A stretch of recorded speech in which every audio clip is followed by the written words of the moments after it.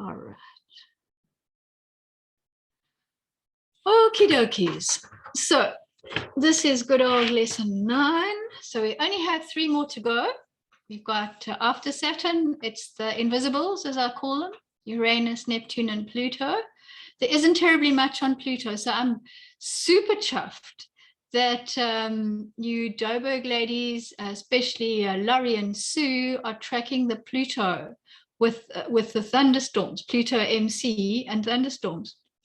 That's terrific, because that's another thing that I would like to develop, is a Pluto Pluto symbolism thing, because we don't have that right now. McCormack never got as far as Pluto. He mentions Pluto a few times, and Carolyn Egan, she only with Pluto, she just looked at Pluto in the sign for so many years, and then felt that the nature of the sign became terribly important for those years. So anyway, we'll look at that a little bit closer when we come to the Pluto. But yeah, we are certainly getting to the end of the story. And just to let you know, for if you want to get the certificate, you need the wedding, which most of you have done. Everybody who submitted was successful, so that was fantastic. Well done, everybody. And the next thing is going to be, we're going to finish off at the end of the next lesson, 10, we'll have done all the lunar quarters. Then in lesson 11, I'm going to show you how you can analyze an historic storm. So you can pick any storm anywhere on the planet, and I want you to analyze it and find the weather keys. And it's a fantastic learning thing. Actually, that's how I taught myself the more complicated weather stuff. I went and I looked at all these great big storms in South Africa, and I was just blown away. I mean, you can see the stuff there as clear as day. So that's going to be your assignment for lesson 11. And then the assignment for lesson 12 is to hand in, I want an entire seasonal prediction. So with no actual weather. So I want a prediction as if you wrote it for like something that's going to happen in 3 years' time. So I want you to look at that symbolism and write the prediction as you've been, as we've been looking at. And I mean, if it is, you can just keep it as simple as looking at what McCormack says for that particular combination. We've actually got, apart from Pluto, which you can just add the destruction, you've got a lot of information as to how to delineate, how to interpret. So the delineation is all great. So if you're struggling a little bit with interpretation, you can just use the words that come out of the key symbolism, which, I mean, he provided so much stuff that there's just a tremendous amount you can draw on. And again, like we're going to see in these examples with Saturn, you go for the big bell stuff when you're doing these kind of seasonal predictions. And for farmers, if you think that we're primarily going to be doing this for farmers, if you want to make some money out of it, then the farmers are interested in the rain. And they're also interested in the warmth, because if you're farming crops, you need rain, but you also need sunshine. Plants don't tend to grow fantastically when there's no heat and warmth and sunshine. So you need both of those. So that's what you're looking for. And actually, like he saw, you can see dangers if there's too much ice and snow going on in that. So you can alert all kind of farmers to dangers for their stock and everything else. So it's not just the rain and the sunshine. You can also look for disaster events where they have to protect their crops if they can, and certainly the animals they can protect by putting them into secure spaces. So that's and then the last thing is in our, with the lesson 12 submission, I want the diaries up till the end of November. And then on about the 23rd of December, I would like your diary up till the 22nd of December. whenever that ingress is. I can't remember if it's 20. I should actually, let me just check and give you the right date. 21 December. So I would like your diary, yeah, you could put it in on the 22nd and everything up until the 21st of December for December. And based on all of that, then I will issue certificates to everybody who's been successful.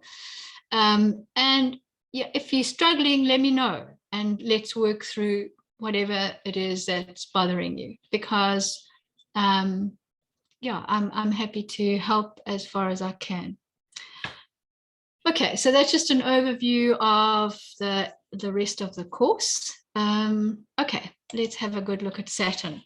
The stuff at the beginning is really more astronomy, so I'm not going to go into that. You can just read about it. It's interesting stuff. What we're going to focus on are the weather facts, slow moving planets in violent aspects, because these are the storms. Saturn, it's stormy old Saturn. And then the big aspect of this entire year is the Saturn square Uranus. So we're going to have a closer look at that Saturn-Uranus dynamic. And we know that 24 December, it's the third and final square of Saturn and Uranus. And we're going to look at that in quite a lot of detail. And I'm bringing in a little bit of mundane. And so, but I'll keep it more out of the rest of it. I just wanted to show you guys how the mundane kind of parallels the weather, and that you're using the same charts pretty much, just looking at it in a slightly different way. Yeah, so right from now, you'll notice that you're having 4 seasons in a day. So this morning we had glorious blue skies. It was warm and sunny. I was sunbathing. And now the wind has come up. It's cold, it's miserable, it's horrible, and probably by tonight it's going to be raining, and heaven knows it might even be storming. So, and a lot of other people I've spoken with also.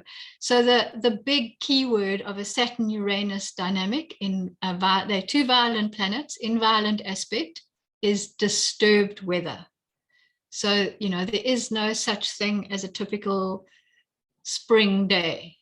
It's not happening. It's like winter one minute, one part of the day, and then the next part it's summer, and then back to autumn, and it's all over the show. Okay, and that'll continue for a month either side, you know, so we're already in it. You can see it.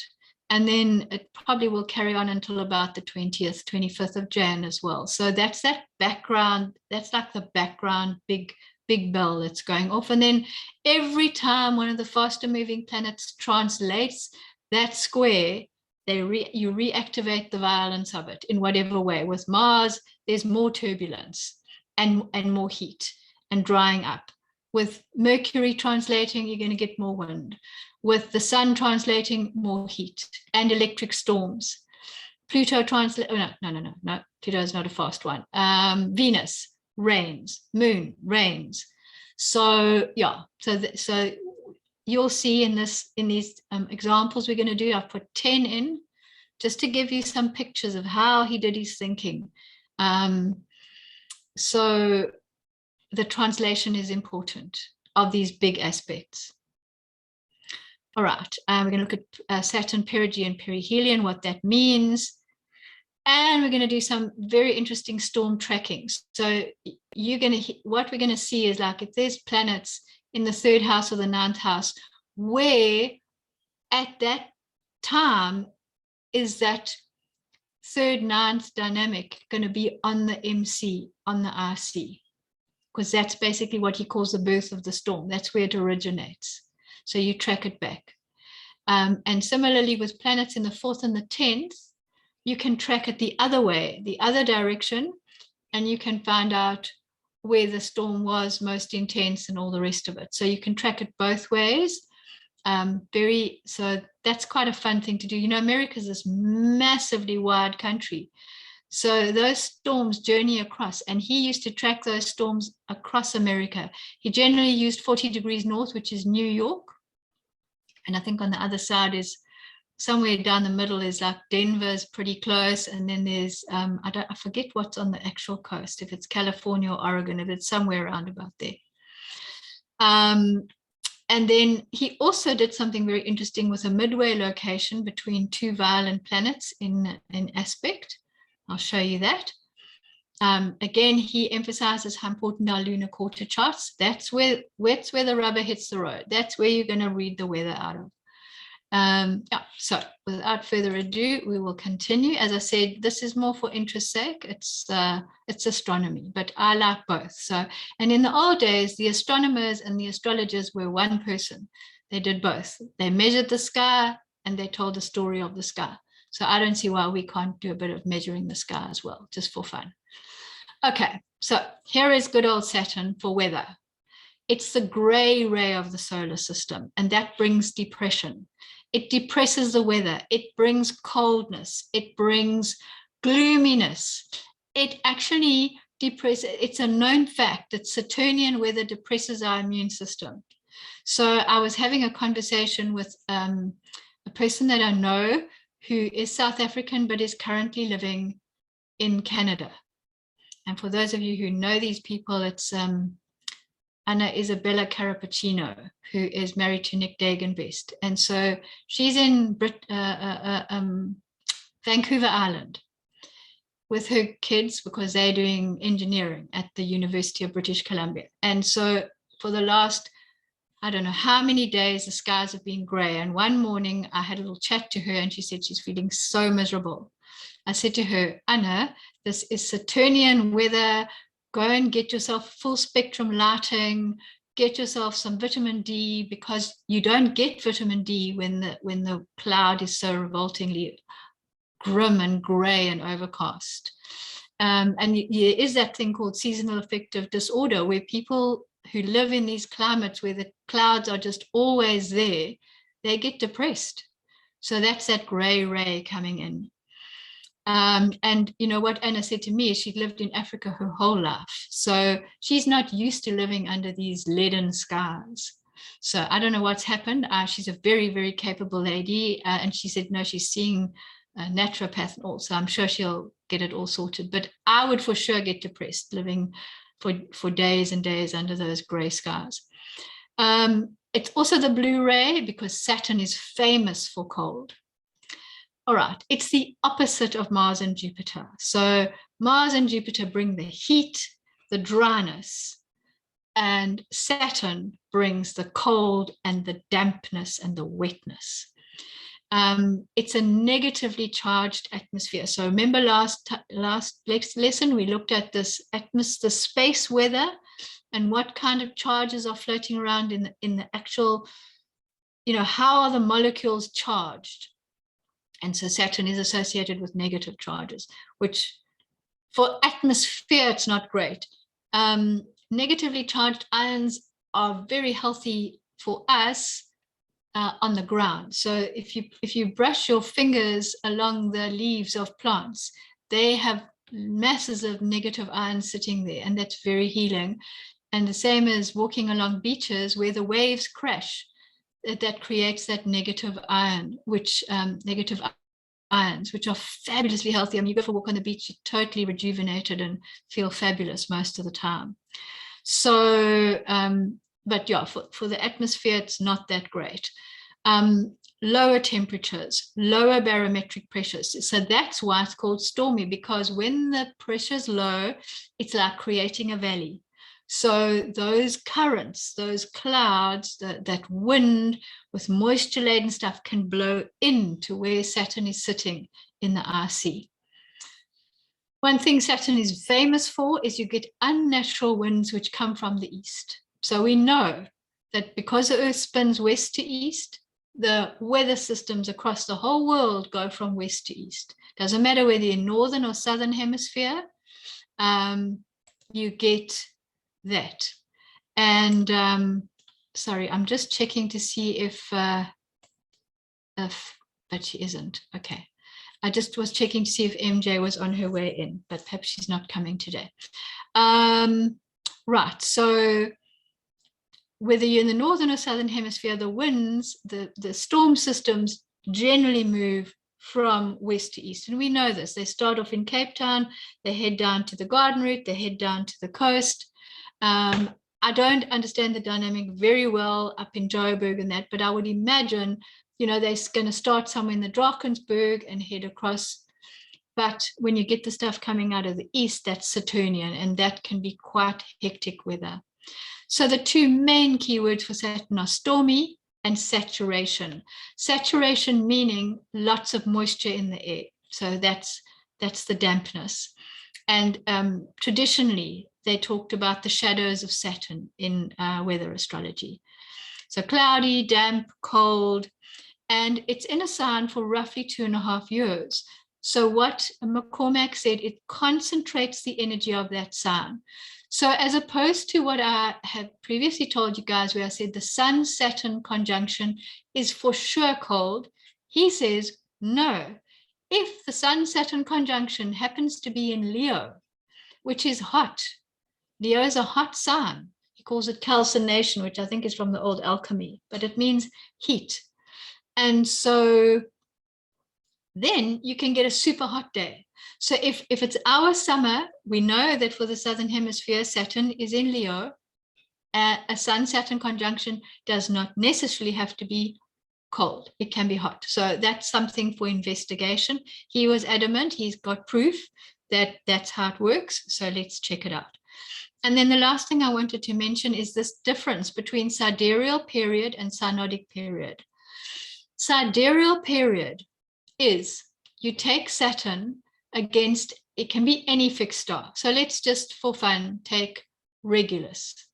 So you put Saturn against Regulus, and then you let Saturn go the whole way around the sky and come back to Regulus. That takes 29.5 years. So that's why it's called the sidereal period. It's based upon stars, and you pick one star. The synodic period is Saturn conjunct. It's basically Earth, Sun, and the planet, whether it's Saturn or Venus or whatever. That's what makes a synodic period, is the lineup of Earth, Sun, and the planet. So when Sun is conjoined with Saturn, which means that the Earth is in between, because in the middle of our astrology charts sits the Earth, sits us on Earth. That's what we're actually looking at. So a Sun-Saturn conjunction, from one Sun-Saturn conjunction to the next, is 378 days. Why not 365? Because Saturn is also moving as the sun's moving. So it takes a bit longer, because these planets aren't going in circles. They are spiraling. The planets all spiraling around the sun. So I think it's important for us to know the difference and to know that. Okay, so Saturn in angles. What is that going to give us? When Saturn sits in an angle, it's cloudy, which means less sunshine, which means dampness and rain, temperatures below average. You know what? I haven't recorded. Oh my goodness. I have. Am I recording, people? Yes, you are recording. Good. Oh God. Oh, now I've jumped through the lesson. Hang on. I'm going to have to hop out of here. Oh, Corin, silly girl. Okay, back to slideshow. Okay, can everybody see the slide? Yes. Cool. Okay, so temperatures below Av, and the crops do get retarded. Okay, so that affects the crop. Saturnian weather is not great for a growing crop. The unseasonal easterly winds, the low pressure systems, they will still move west to east, okay?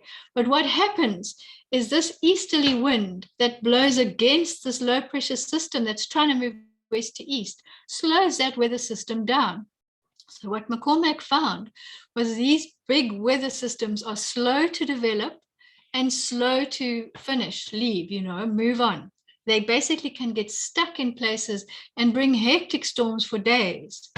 So that's another sort of sign, Saturn is regarded as kind of a slowed down energy. So there it is in the weather. And he said to use the moon conjunct or square the IC-MC axis for timing. And that moon would be both in the lunar quarter as well as in the solar ingress chart. And then he said, if you get mild humidity, so it's like not cold, but it's humid and an easterly wind, he says, then you're going to get a storm. I don't know if this applies in South Africa, but that certainly he discovered that for America. So we can have to check it out. And again, like we mentioned before, it concentrates the energy of the sun. So he's very fussy about us taking special note of the sign that Saturn is in. Right, the combos, you'll notice the combos are getting very, very small. I think heavens have finished all my combos. So those, if you can just add those in, those, as I say, for self-study, but that's where, if you read, if you've got your delineation done, you're looking at your lunar quarter event reports, go and look up that stuff in these symbolism notes. That's why I've given them to you, because then you don't have to go from first principles. You can get ideas there. Put it in your own words if you want, but you can use his words if you want. The big thing is to understand how to get from that symbolism that you're reading in your event report and put it into a prediction. Okay, right, the birth of a storm. So he said there is a longitude when that violent pattern becomes exact. Now, when he means exact, he means like on the angle, like partile conjunct the IC-MC axis or the ascendant-descendant axis. So he did this all manually. We don't have to. We're very lucky. We can use solar fire. We do the solar mapping. You use in Mundo settings. There is another setting. I think it's longitudinal settings.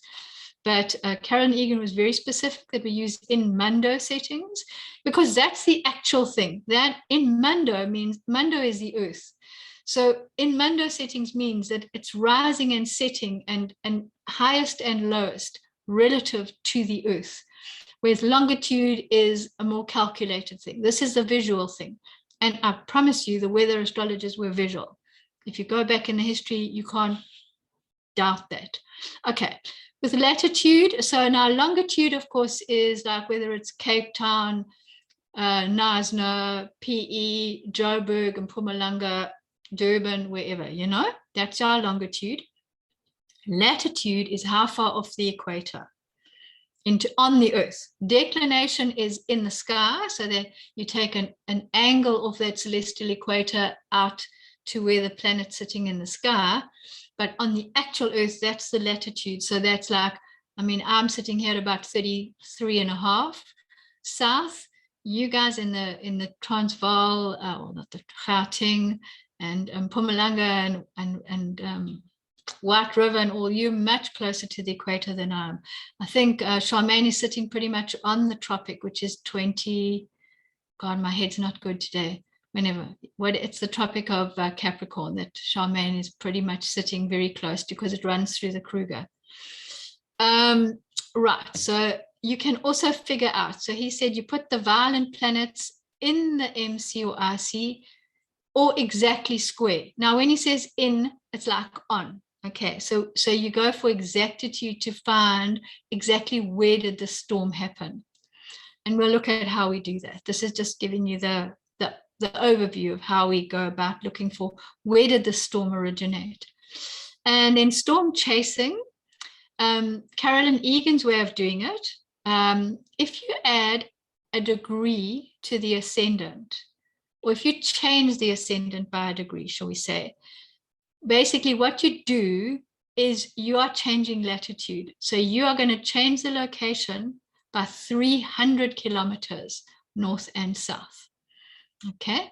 And if you change the degree of the IC-MC axis, then you change the location by 100 Ks.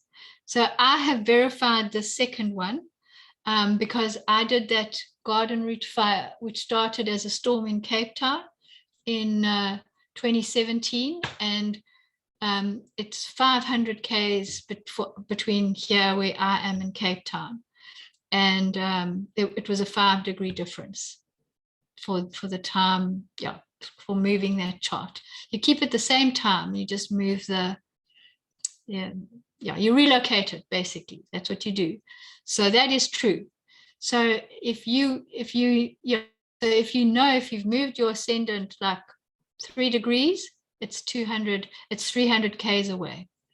So that can also help you locate the town, because having the longitude and latitude, now you need an atlas where you can go and look up and find where these things are. the midway is interesting. So what he said, let's say now we've got the Saturn-Uranus square. So what he would do, he would place Saturn on the RC and find out where that was, okay, in longitude, east or west of where we are. Then he would go and place Uranus on the RC, and that would be in a different location because they're 90 degrees apart. And then he takes, like, I'm just being hypothetical here, but let's just say Saturn is at, let's be in America. Let's just say Saturn is at 90, or let's put Saturn at 110 west, which is somewhere in the Rocky Mountains. And then let's put Uranus somewhere, let's just be ridiculous. I don't quote me on this. This is just a hypothetical. Let's just put Uranus on the RC in New York. Then you take the difference. New York's about 75.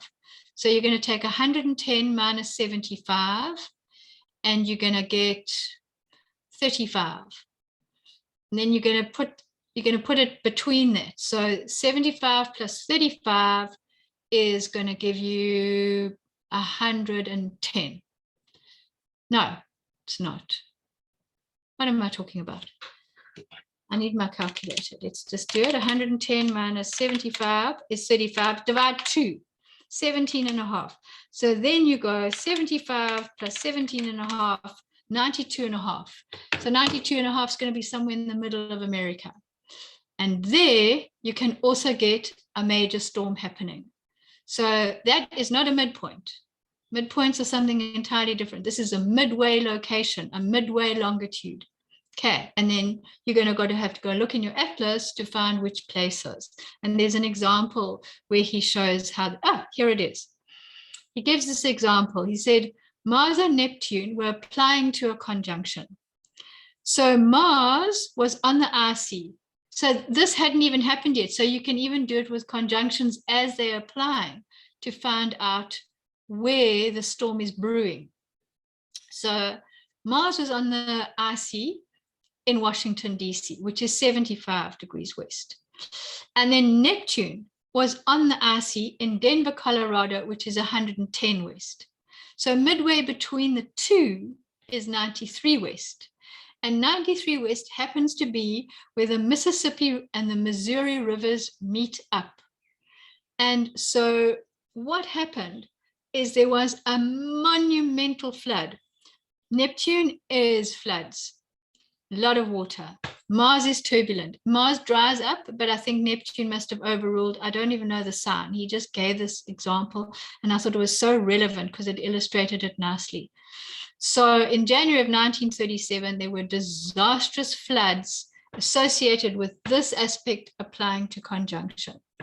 So that I also found a very interesting technique. I've never heard of this before. I guess it's something he worked out. He was engineering minded. So there's Lily. Hi, Lily. Okay, so he was engineering minded, and so he worked these things out. I mean, I'm always astonished at how amazingly he worked stuff out. Okay, so what have we got going on here? This is the Saturn square Uranus. Okay, so notice, I just drew this for London because London is in the Northern Hemisphere. We don't have to flip the signs. We can keep our maps nice and neat. So we have Saturn here, we have Uranus here at 11. Okay, they're going to meet at 11 degrees of Taurus, Aquarius. Saturn in Aquarius, Uranus in Taurus. Notice that they double applying because Saturn is going forward and it's the faster, and Uranus is coming retrograde back to Saturn. Double applying aspects, Carolyn Egan says, bring the business. So we can expect some stormy weather on the planet around about that date. And as you can see, even now, it's pretty disturbed. All right, so this is how we do mundane, as best as I can understand it, basic level. We're not talking, can get very, very complicated, but literally we know that Uranus is at 11 Taurus, Saturn's at 11 Aquarius. So you need a book, and it's Nicholas Campion's Book of World Horoscopes. It's a big, thick book. It's quite expensive, but it's a fabulous book because in it, he's got all the horoscopes, all the political horoscopes for every country in the world. At the back, he has tables of these degrees, and you can go look and find out everything that's sitting at 11 Taurus in all the charts in that book. He's got various different sorts of this information, which, believe me, if we had to do this ourselves, would take hours or days or weeks. It's a lot of work. Here, it's right there for us. So if you want to do mundane, this book is well worth getting.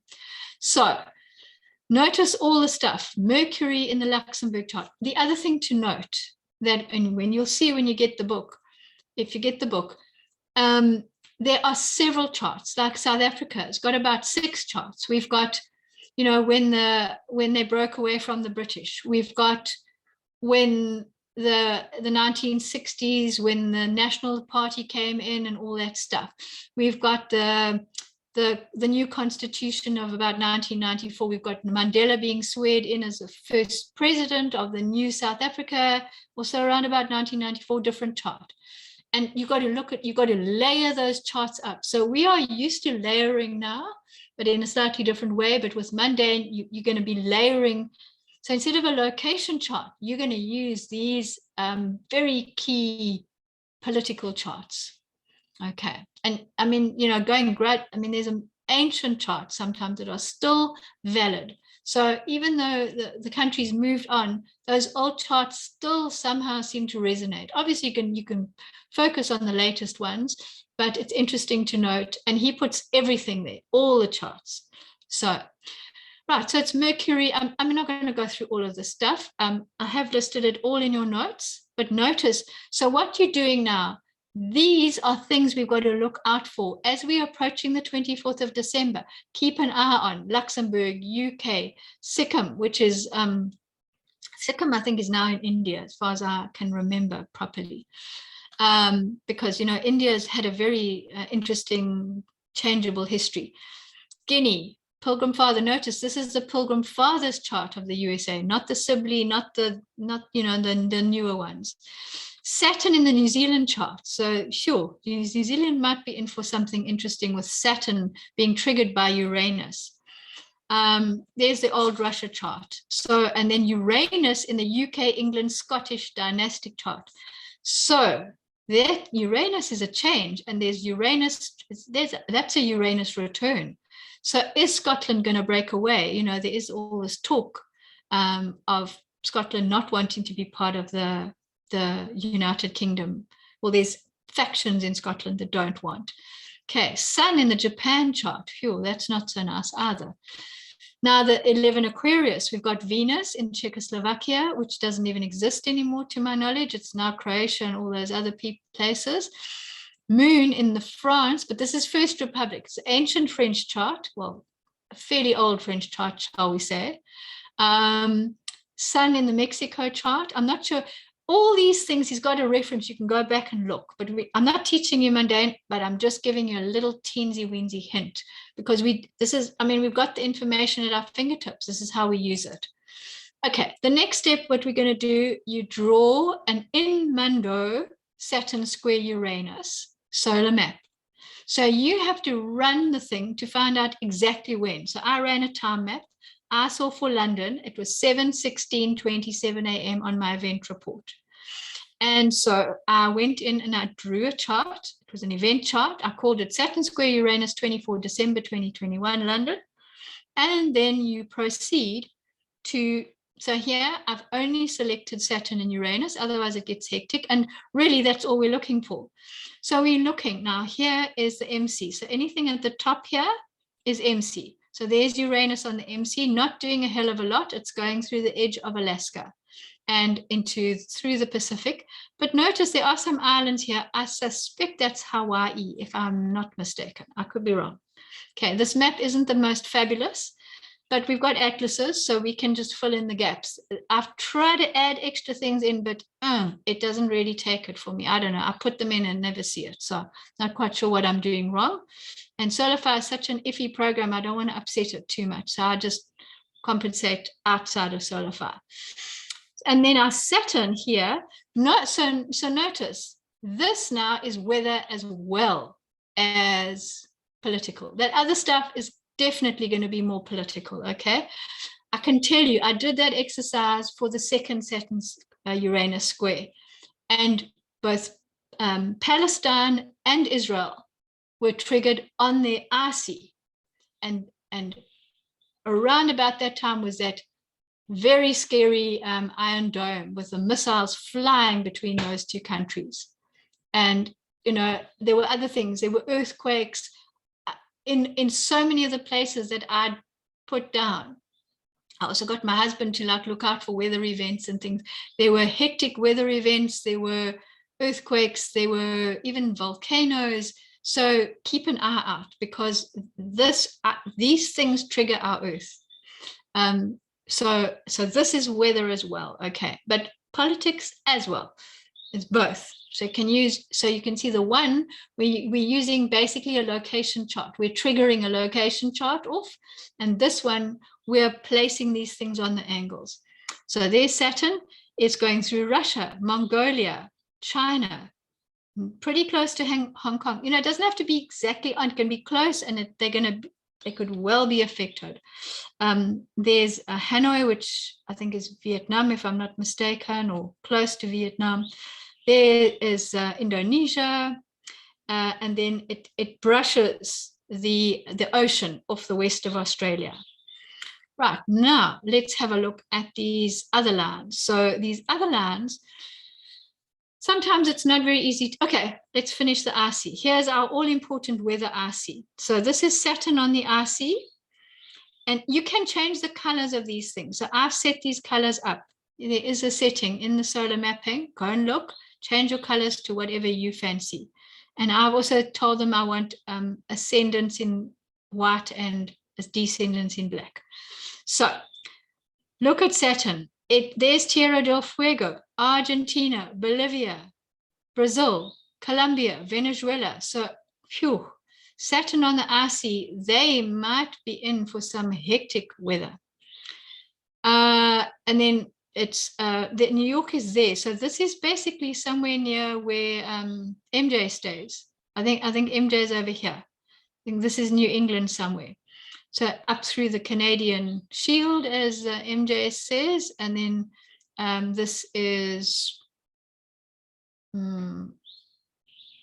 it's still Canada. It's northern Canada, but the frozen wastelands, a little bit of Greenland. And then Uranus on the RC it's missing South Africa, but pretty close up there in the north.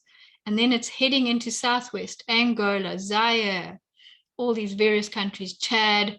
This, I think, is Libya. Not sure. That could be. You have to look in the map and the thing. As I say, then the place names are pretty shocking, but the borders are there. We just have to look it up. A school atlas is a jolly handy thing to have. I bought basically a Collins, I think, school atlas, but any school atlas is going to do, because you need the longitude and latitude lines, because Google Maps doesn't provide that for some strange reason. Or I can't find it on the unpaid version that I use. Okay, so how do we read these things if we don't have the black and white? The secret is that the ascendant, okay, runs from the RC all the way up to the MC. And if you think about it, that makes sense, because if you just ran your finger from the RC this way around across the ascendant, so you're going to basically go from the fourth house backwards up to the top of the chart, you're crossing that ascendant. So that's what happens. So basically from the lowest part of the chart up until the midheaven, that is where Saturn is sitting on the ascendant. Same for Uranus. Here, Uranus is on the, let's just find it. Uranus on the RC. There we go. There's Uranus on the RC. There is the Uranus sitting on the ascendant of wherever this line is flowing through. And it flows through up till here when it hits the MC. So what happens is solar fire marks the start. So you can see here it was a change. So it comes, Uranus comes in there on the ascendant. At that point, it's now on the descendant. Okay, that's how it works in the solar mapping. So let's take a look. Right, so let's do Saturn on the ascendant first. That's come back through southwest. There's a crossover here in Angola. So that would be something to watch where the lines cross. Something could go down there. Up through Africa, Egypt. I think this is the Israel area here, if I'm not mistaken. It does say Beirut, which I think is close. Up through Europe. And I think these are the Russian states that have kind of like got their freedom, or maybe they're over there. Maybe this is Russia properly. I don't know quite. Not, you know, you got to learn all this stuff if you want to do this kind of work. So there it is. And then now Saturn is on the descendant going through the top of, I think this is Siberia. I think this whole thing here is like the frozen wastes of Russia. Okay. And then you follow it back to the other side there, and it comes all the way back to the RC. Okay. So that's our Saturn. Here's Uranus. This is on the ascendant, flips over here. Now, this is Saturn on the descendant. It's going through Peru, Colombia, Venezuela. It crosses here in these Caribbean islands. So something hectic could happen in the Caribbean islands in December. This is the edge of Canada. It skirts the edge of Greenland. And here it crosses over now. Uranus is on the ascendant through Russia, China, India. Is it? Yeah, just cuts the edge of India there. And then this is Rangoon, Bangkok, down through Indonesia. And it actually hugs the west coast of Australia. So something interesting could happen on that west coast of Australia with Uranus, you know, unexpected record-breaking stuff. And then it cuts back down through a bit of Antarctica. So that's how you do this stuff. And you want to notice the places that it's traveling through and notice, then you got to take note of the headlines. And so in our group, you know, post this on WhatsApp. If you notice something that's happening around about, as I say, you can take a month either side as well, because these are big patterns. And let's share headlines that we pick up related to this. And don't just take my drawing, do it for yourself. Yeah, you've got the dates here. I mean, you don't have to set it for London. You can set it for Joburg or Pretoria or New York, wherever you please. I think you're going to get the same solar map though, as far as I can ascertain. But yeah, you know, practice it for yourself. Okay, so yeah, this is just a list of what I think, and I think I've put it in your notes as well. And I asked you to make a correction because I'd left out one of the things. I've sent you the thing to correct. Okay, so this is storm tracking in America. This is where McCormack lived, and this is what he became a master of doing it. So he said, basically, when the pressure systems, the low pressure systems, those are the storm centers. And, you know, Saturn symbolizes that. So he says they either can originate within America or they come from the northwest, the west, or the south. They are going to move west to east. He said the ones that come from the northwest, they curve south when they cross that Mississippi Valley, and then they curve back up to the northeast. And he said all the storm systems curve northeast when they get towards the coast, and they always leave by way of the St. Lawrence Valley in Newfoundland, which is Canada. And I'll show you, I've got a map to show you that. He said the average speed was 51 k's an hour, but sometimes they loiter for a day or two, and they only drift 200 k's or 150 miles in a whole day or two. Other times they zoom across America at 2,500 k's a day, 1,600 miles. And he said in winter, you get twice as many storm systems as in summer. So this is just to show you. Here's our northwest, which is the Washington state, where Seattle is found. Here's British Vancouver Island. That's where Anna Carappuccino is at the moment with her children. West Coast is Oregon and California. Okay. Here is the Mississippi Valley. It was very faint, so I just took a thick blue and I marked it in so you can see. So what he was saying is the storm comes in, it's going to curve towards this, and then it's going to curve back up. And he said all the storms are going to start curving this way, northeast, and this is the St. Lawrence Valley, and that's Newfoundland. So that is the path that he tracked for the storms that come across America. Radio. So he says you use ingress charts to find out where the storm is born and where the storm will be most potent. Those are the techniques I showed you. So it's ingress charts. So we're back to the big picture. And he said you judge the ingress charts by planets conjunct, square, semi-square, the IC or MC, as well as that sign on the IC. And then very important, for lunar quarters, all the details, conjunctions, parallels, oppositions, squares, sextiles, and he liked the sun. He said, pay attention to what the sun's doing because the sun's a day thing. But you also need to pay attention to all of the planets, Mercury, Mars, the whole tutti. When they do any of these things, you want to sit up and take notice. And I'm sure by now you know that because you've seen it so many times happening. Planets in the 3rd and the 9th houses, they influence the weather immediately west of where you are. So you've drawn your chart for Joburg. If you've got planets in your 3rd or planets in your 9th, those planets are to the storm is going to happen towards the west of you on that date. Okay. And that he called the birth of the storm. And then he said to get a clearer picture, this is of course America. He said you put the IC over the different parts. And so as an example, he gave the spring equinox of the 21st of March, 1938 at New York City. But we're going to come along and see. He said the longitude of the planets remain the same. We know that because it's a relocation. We know, like if you take your birth chart and you relocate it to some other part of the globe, the degrees of the planets don't shift. Okay, that's the longitude. What we look at on our charts is longitude.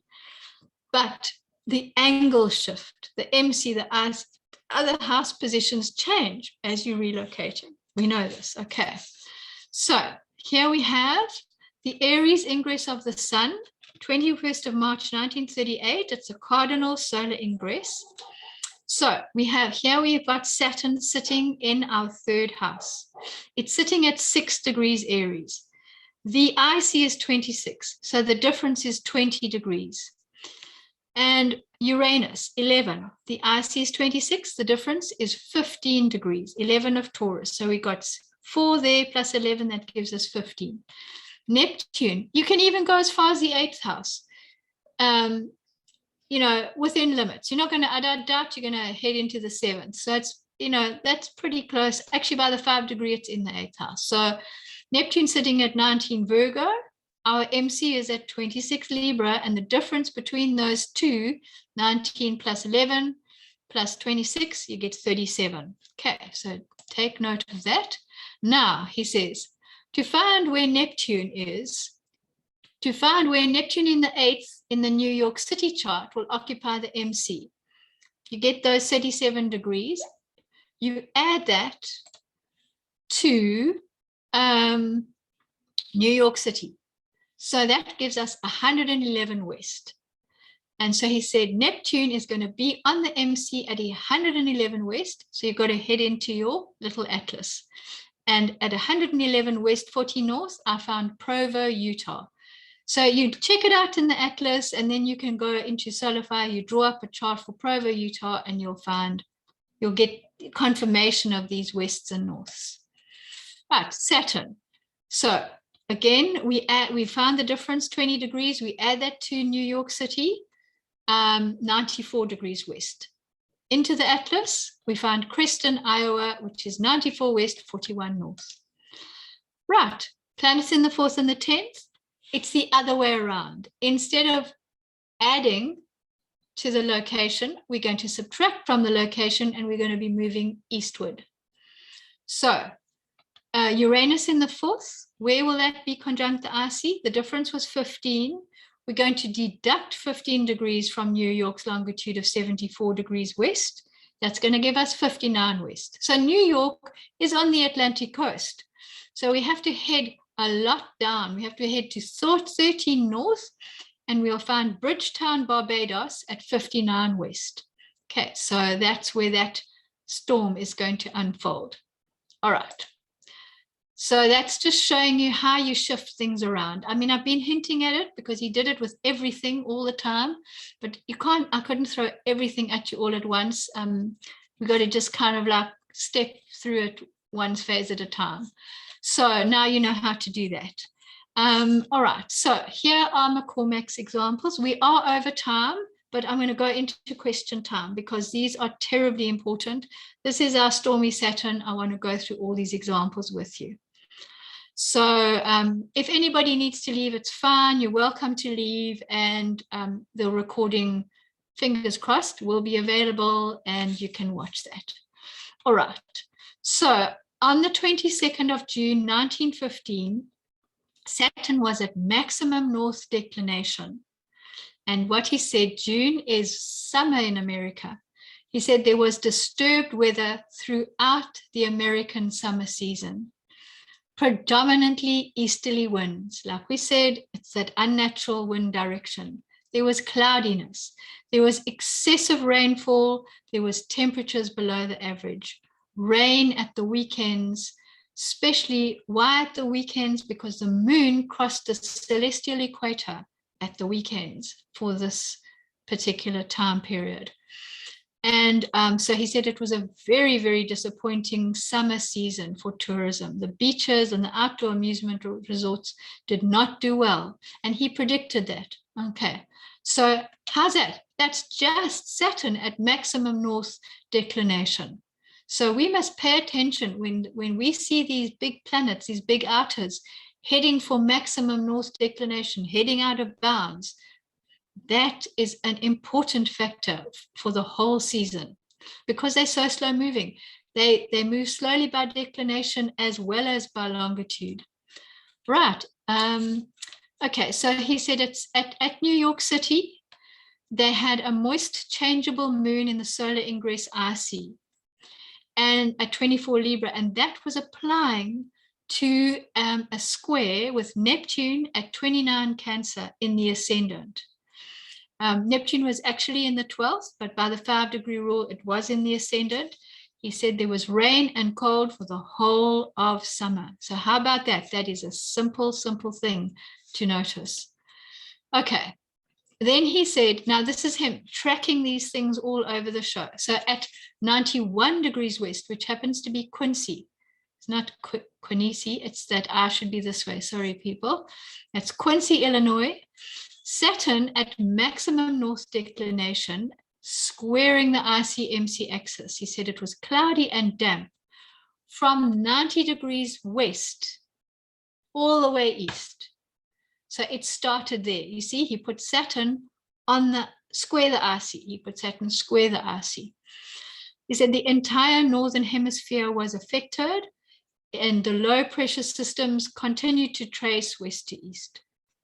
He said Saturn's tendency to promote easterly winds and dull the weather. In other words, cloudy skies, less sun. Again, we're looking at June, okay? This is summertime. It was amply verified during the summer of 1915. Right, example 2. This is a Saturn conjunct Neptune in August of 1917. So let's look through the event report. Here on the 1st of August, we've got Saturn conjunct Neptune in Leo. And then on the 29th of August, we have Saturn parallel Neptune. So this is another important thing.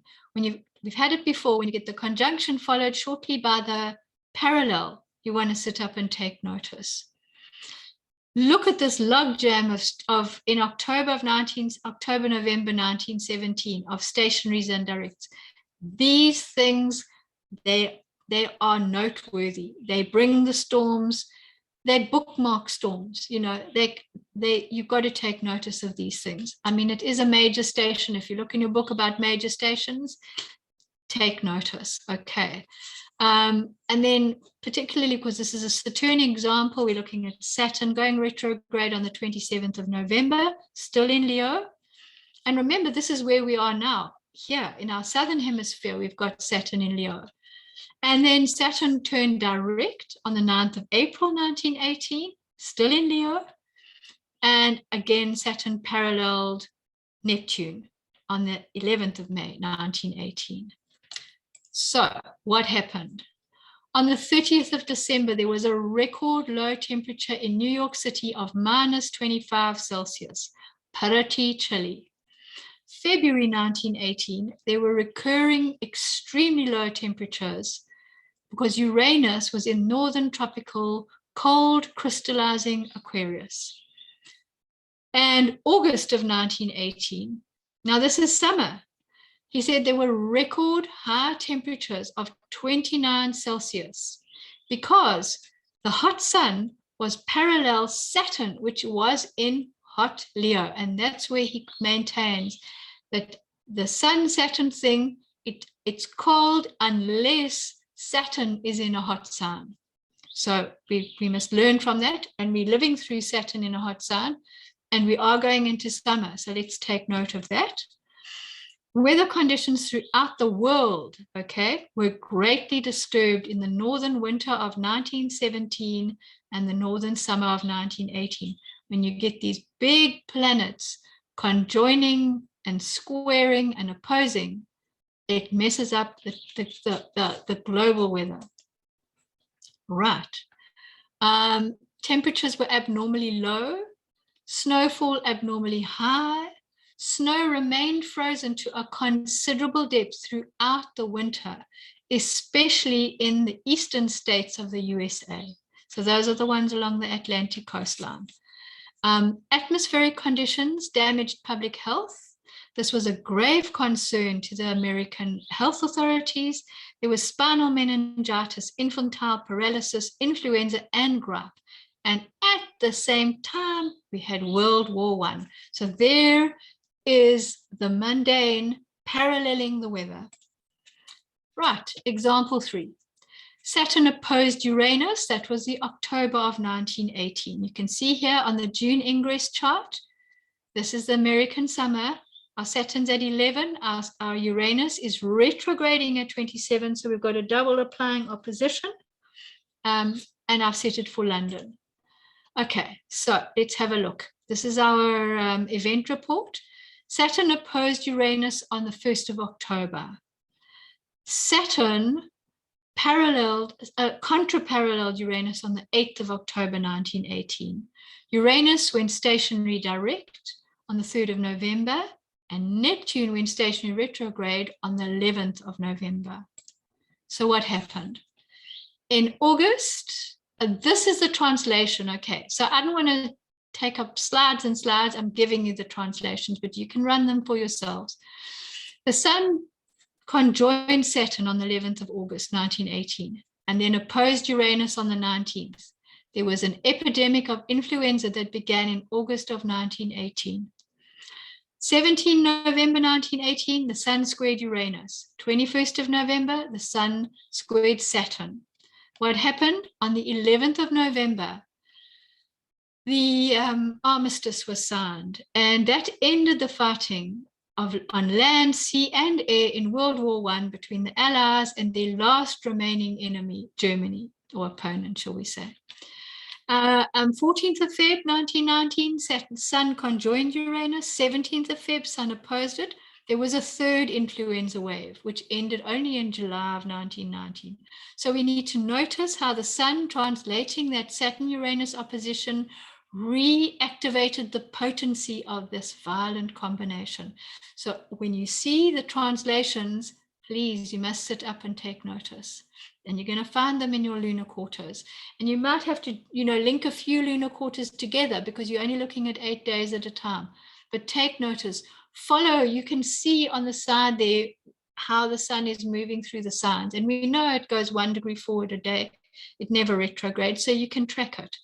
Same with the other planets. Keep an eye out for these things. If you see like Mars conjunct Saturn, then look through your lists to find out where Mars squared Uranus for this December thing. It's there. All right, example 4. Here we have got Saturn at 22 degrees south in the sign of Capricorn. That's the declination, but it's also in the cold Capricorn sign. We're back in America, of course. So he did a winter solstice for New York City, and he saw that the sun was applying to conjoin Saturn. And on the 23rd of December, they had 4 centimeters of snow in New York, and it was the first white Christmas in New York since 1919. So a 1 in 10 year event. And then in New York City, they had a record number of 17 cloudy days. And that was in December. And then the January was even more, 22 cloudy days. So that is that Saturn. It's actually not only south declination. I don't know why. I think in December, yes, it is south declination. My apologies. It is south declination because it's going to stay at that declination for ages and ages and ages. So even if it's in the south, even if it's in the opposite maximum declination to the hemisphere, it's still, when it's on those extremes, you must sit up and take notice. So this is very Saturnian stuff going on here. Right, example 5.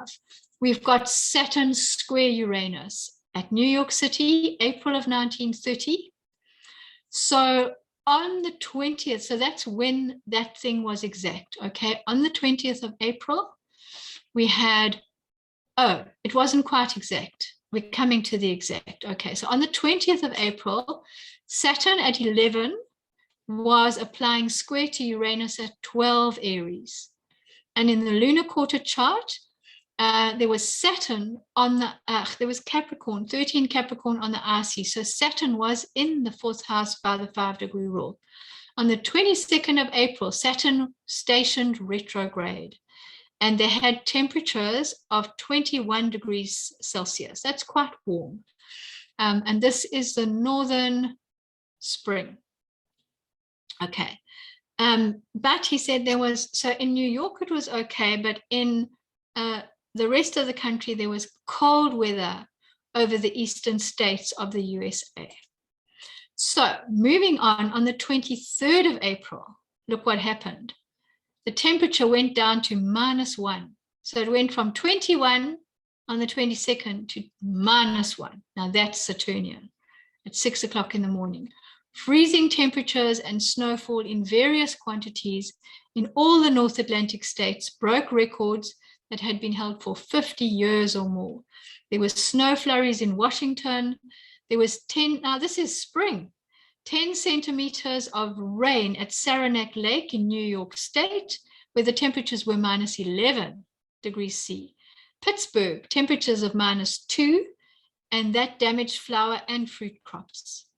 And on the 24th of April, now here's another midpoint. This is a genuine midpoint. Just after midnight, the moon reached a midpoint between that Saturn and Uranus. So there again, you can look at that as well. That's another layer of how we can analyze. Temperatures in New York, again, fell to -1. And there was a fresh northwesterly wind that was blowing. Right, example number 6. Here, we've got Saturn at 12 Capricorn, squaring Uranus at 12 Aries. This is in December of 1930. So we go back to the 22 December winter solstice. The IC is 12 Taurus. The ascendant is 12 Capricorn. So Saturn is partile conjunct the IC. Right, let's have a look at our event report. Here we have the sun translating that Saturn-Uranus square. 2nd of Jan, sun square Uranus. In Capricorn, so that's cold. So that's going to be a cold event. There's no Leo floating around here. Here, Sun conjunct Saturn, 5th of Jan. Another translation, this is a Jupiter. On the 10th of Jan, Jupiter opposed Saturn. On the 1st of Feb, Jupiter squared Uranus. Okay, right. So what did we get? On the 25th of Jan, the New York Times noted that there was a 30% increase in influenza cases, in new influenza cases, week on week, okay? And there was a 13% increase in new pneumonia cases. But in Tokyo, as reported in the New York Herald Tribune, there were 486,000 new cases of influenza. That was a real epidemic. And, this was just an increase. Look, it is winter. This is when influenza and pneumonia do strike. But I mean, here we're looking at 1185 and 1239. Here we are like 2 orders of magnitude greater at 486,000. Pretty scary stuff. Okay. Example 7, Saturn opposing Neptune. On the 21st of December, in the northern winter solstice, we had Saturn conjunct the MC at 112 west, which is Denver, Colorado, and it closely opposed Neptune on the RC. Mars was on the RC at Washington, D.C. So he said there were higher temperatures from Washington, D.C. eastward and less rain. Remember, Mars dries things up, less rain, less snow, less hail of the eastern states. It was related to and followed by the greatest increase in the rate of deaths from infantile paralysis. And he said that Neptune is the glandular system and Saturn was congestion and depression. So he noted that. Right. Okay, this is a new example. No, is it the same? I think it's the same example. I'm losing track of where we are, but anyway, we're nearly done. Okay, so Saturn at 18 Pisces, and this has to be a new example. Saturn opposing Neptune, December 1936. On the 18th of Jan, Saturn at 18 Pisces opposed Neptune at 18 Virgo. And McCormack wrote to this journalist from the New York Post, and he warned, he said that aircraft flying between the Pacific West Coast and Denver could be, this is the same example. Sorry, people, I'm just getting muddled up here. That the planes ice could form and they could crash. So he warned about it. Saturn opposed Neptune. Neptune's wet, Saturn's wet, cold, cold, cold. Saturn's cold, Neptune's also a bit cold. And so when there were airplane disasters from ice on the wings, as he predicted, this guy credited him with an accurate prediction. So you can see he wrote we can do the same. If we get confident, we can send some of our predictions into newspapers. I mean, you don't have to be part of this group I'm forming. I'm forming it because it suits me. If you're happy to do it on your own, fabulous. But, if you get confident, send your predictions in. I mean, there aren't many newspapers to speak of, but there's loads of blogs and things on the thing. Send them in, send them to whatever I don't watch much of the news. I watch whatever my husband downloads, but there are all those News 24 and all that stuff. You can do that. But if you want to work in a group with me, you're welcome as well. And we can do that too if we get confident. I'm not saying we do it tomorrow. We first test out a few things and make sure that our predictions are pretty accurate. Otherwise, we'll look very silly and people want to laugh at astrologers. So we don't want them to laugh at us. We want to be right and accurate. Okay, example 8. Saturn at 0 declination. So now Saturn's in the celestial equator. It ain't going to move very far from there in a hurry. So this is the American winter. On the 1st of December, Saturn was in that equator. On the 2nd of December, Mercury squared Saturn by longitude. What happened? There was a coastal storm with rain and snow, and it moved from Cape Hatteras. Now, if you don't know where these are, hang on, I've got the map. But the coastal storm with rain and snow moved from Cape Hatteras to Sable Island on the Atlantic East Coast. There was light snow over Long Island, but there was 6 centimeters of snow over Bermuda, which is down south, only 32 degrees north, but it was 64 west. And the temperatures in Pennsylvania went down to minus 22. That's pretty chilly. And on the 3rd of December, there was a 120 kilometer hour gale that blew from the northeast. Remember, Saturnian east with driving snow, sleet, and huge seas. So where did this all take place? There's Hatteras. There is Sable Island. So this is where that storm unfolded.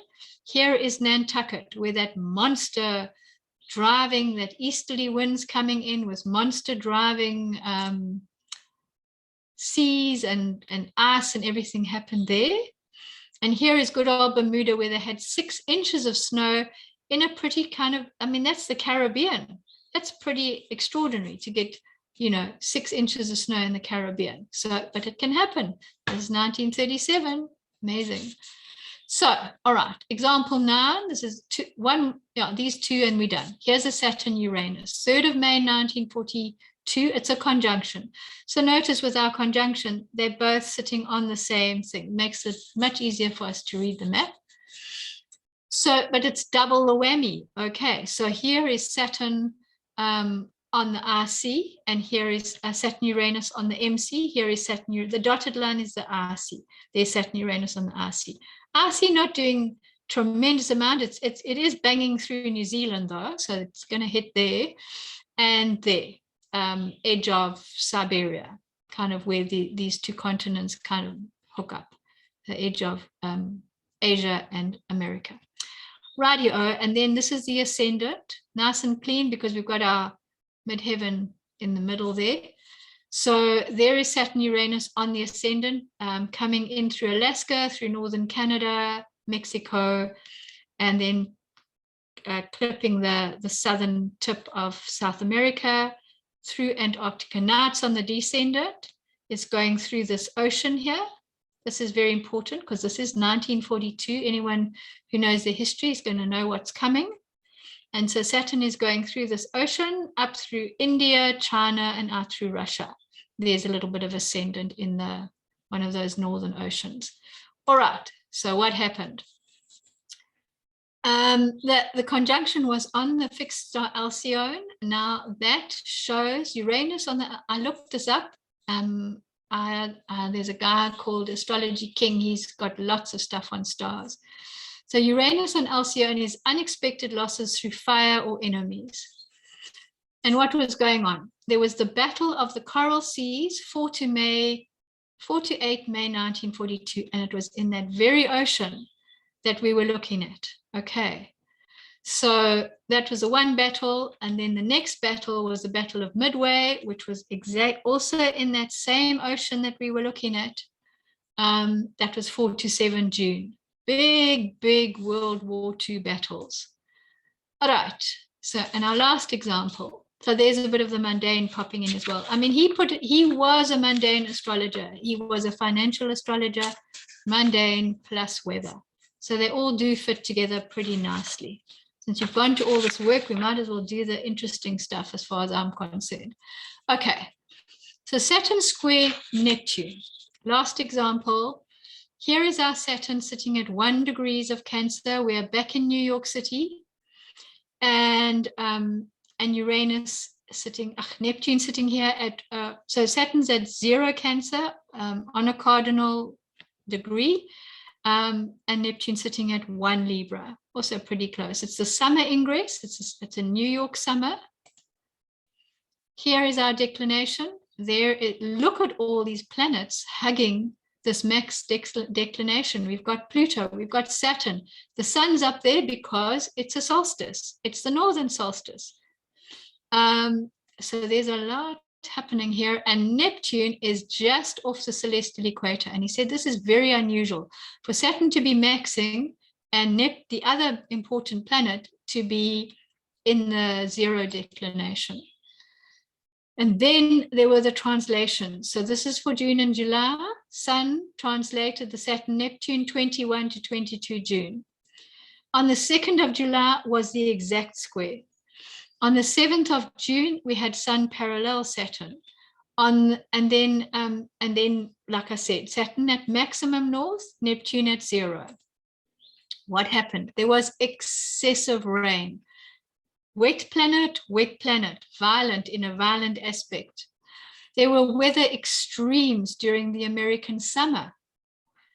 it was very disappointing for outdoor events because outdoor events don't want torrential rains, as we know for our weddings.